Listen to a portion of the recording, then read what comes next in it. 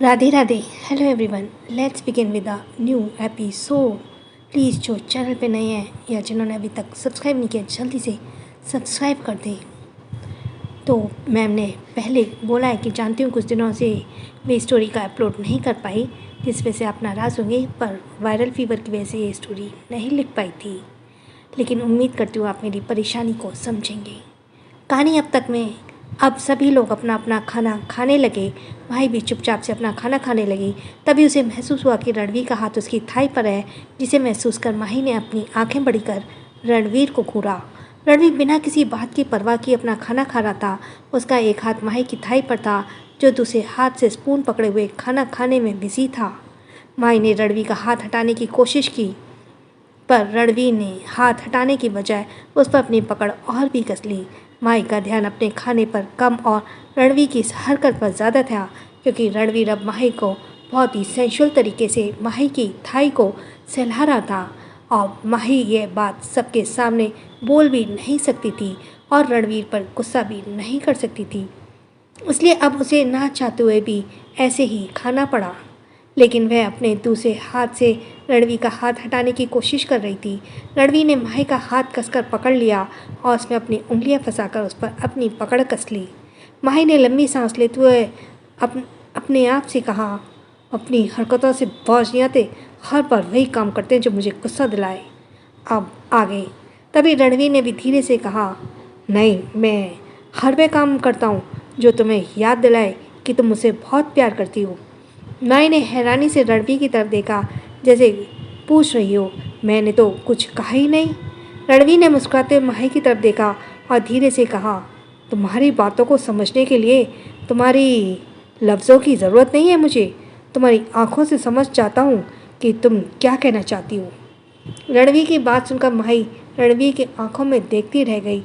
फिर उसने जल्दी से अपनी नज़रें दूसरी तरफ कर ली और दोबारा अपना खाना खाने लगी, क्योंकि वह चाहे कितनी भी कोशिश कर ले, वह रणवीर के हाथ से अपना हाथ नहीं छुड़ा सकती थी। कुछ देर बाद सभी लोग अपना खाना खाने के बाद अपने अपने रूम में चले गए, पर रणवीर अभी भी माही का हाथ पकड़े हुए वहीं बैठा हुआ था। माही ने तो अब कब का अपना खाना खा लिया था, पर रणवीर अपना हाथ छोड़ तब ना माही वहाँ से उठकर जाए। उसके जाने के बाद माही ने रणवीर से कहा, अब तो सब चले गए, अब तो मेरा हाथ छोड़ दो। रणवीर जो कब का खाना खा चुका था, बस माही को परेशान करने के लिए वह वहाँ बैठा हुआ था। उसने अपना फ़ोन बंद किया और पॉकेट में रखते हुए खड़ा हुआ और माही का हाथ पकड़कर उसे भी खड़ा करते हुए कहा, चलो फिर से रूम में चलते हैं, आखिर मैं भी बहुत थक चुका हूँ, तो मुझे अब सोना है। माही अपनी कलाई रणवीर के हाथ से छुड़ाने की कोशिश करते हुए बोली, मैं अपने रूम में जा रही हूँ, न कि तुम्हारे रूम में। तुम्हें जाना है तो जाओ। रणवीर ने उसकी बात की परवाह किए बिना उसे खींचकर ले जाते हुए अपने साथ कहा, तुम हमारे रूम में चलो, ये समझी? और वैसे भी मैं कुछ दिनों से सुकून से नहीं सोया हूँ, आज मैं सुकून से सोना चाहता हूँ। माही ने अपना हाथ खींचने की कोशिश करते हुए कहा, और अगर मैं ना जाना चाहूँ तो? रणवीर माही की तरफ पलटा और अपनी बाहें चढ़ाते हुए कहा, क्या मैंने तुमसे पूछा कि तुम क्या चाहती हो या क्या नहीं? बस बोल दिया ना कि तुम मेरे साथ हमारे रूम में चल रही हो, इसके आगे मैं कुछ नहीं सुनना चाहता। ऐसा बोलते हुए रणवीर का लहजा काफ़ी डोमिनेटिंग था।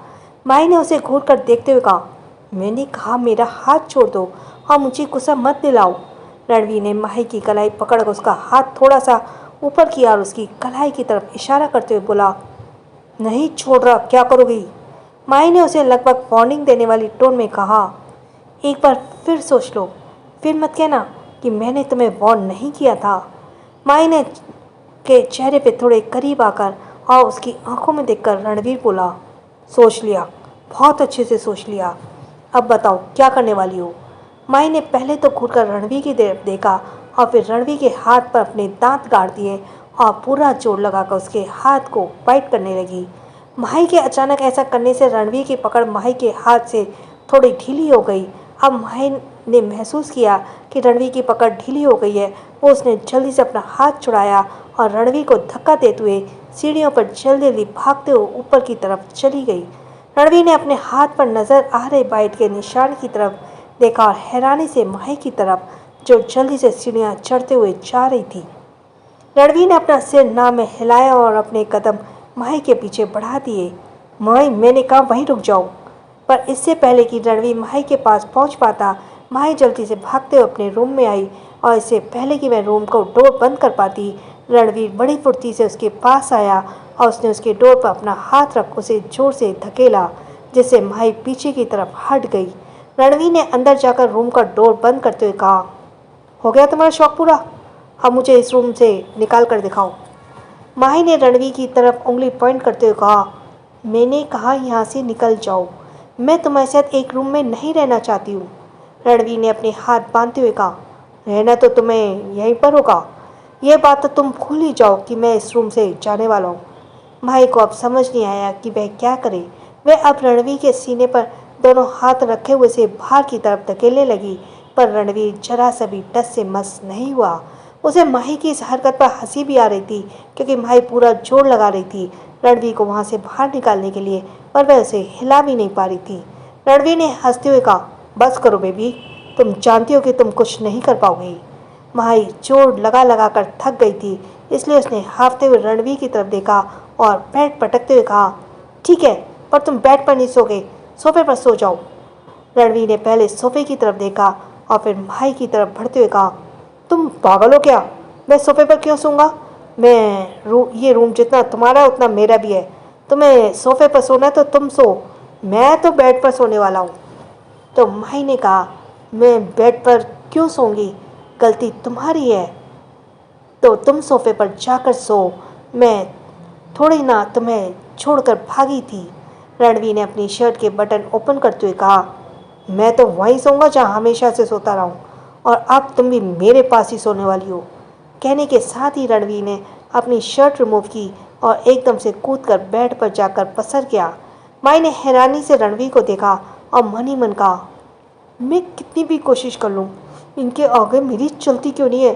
चाहे कुछ भी हो जाए, ये मैं इनके साथ एक ही बेड पर सोने का रिस्क नहीं लूँगी।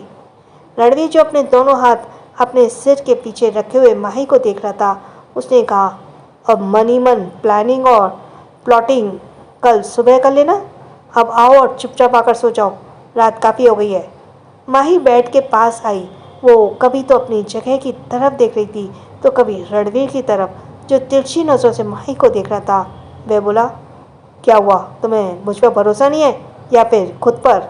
माही ने कहा, मुझे तुम पर भरोसा नहीं है और खुद पर पूरा भरोसा है, क्योंकि मैं तुम्हारी तरह नहीं हूँ ना।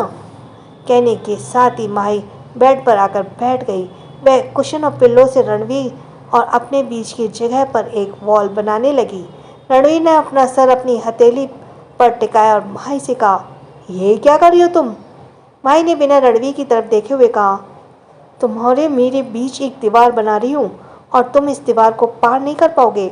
रणवीर उठकर बैठ गया और उसने वॉल पर देखते हुए कहा, तुम्हें लगता है ये पिल्लो की वॉल मुझे तुम्हारे पास आने से रोकेगी? माही ने रणवीर की तरफ देखते हुए कहा, हाँ रोकेगी, अगर तुम मेरी फीलिंग्स को जरा सी भी रिस्पेक्ट करते हो तो, वरना पहले भी तुमने मेरी फीलिंग्स को बहुत हर्ट किया है। रणवीर ने अब माही से कुछ भी नहीं कहा और वापस बेड पर पीठ के बल लेट गया और अपने दोनों हाथ अपने सिर के नीचे रखते हुए सीलिंग की तरफ देखने लगा। माही को अब तसल्ली हो गई कि उसने अच्छे से वॉल बना ली है, और तो वो बेड पर लेट गई और रणवीर की तरफ पीठ करके लेट गई।